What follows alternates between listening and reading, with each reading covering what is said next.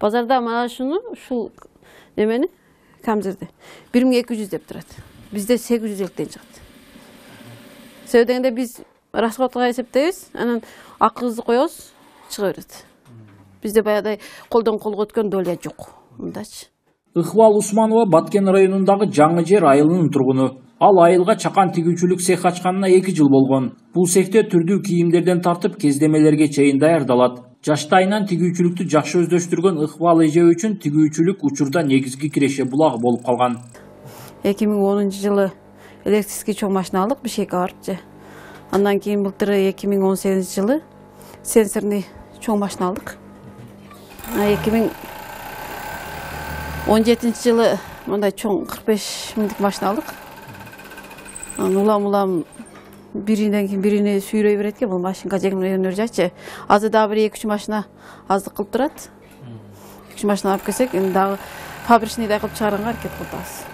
Тигүүчүнүн иш орду айылда болгондуктан буйртма менен иштейт. Буйртма көп болгондуктан жалгыз өзү жетишпей, айылдагы кыз келиндерди да жумуш менен камсыз кылган. Ошондой эле өзүнүн кызын да тигүүчүлүккө үйрөтүп койгон. Иштеген менде үйдө көп балалуубуз, эки жака чыга албайбыз. Ошондуктан ушул жерде кичине иштеп, өзүбүзгө кичине турмуш тиричиликке, бюджетибизге кичине кошумча болот да. 7-класстан баштап апам үйрөтүп, өз тигишти үйрөтүп эме кылды. Анан ошондон кийин тиги баштадым да. Анан ошонун Бишкекке барып, цехтерде иштеп, апам мен үйрөнүп чогуу жүрдүм да.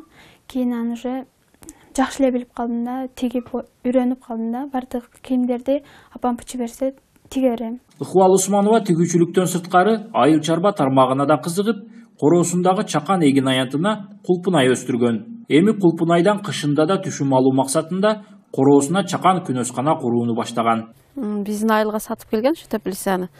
Ушул кышында бекер отурбай, кышында эксекпи деп, бир тамекиден алаксып башка эген кылсак деген ойдо алганбыз.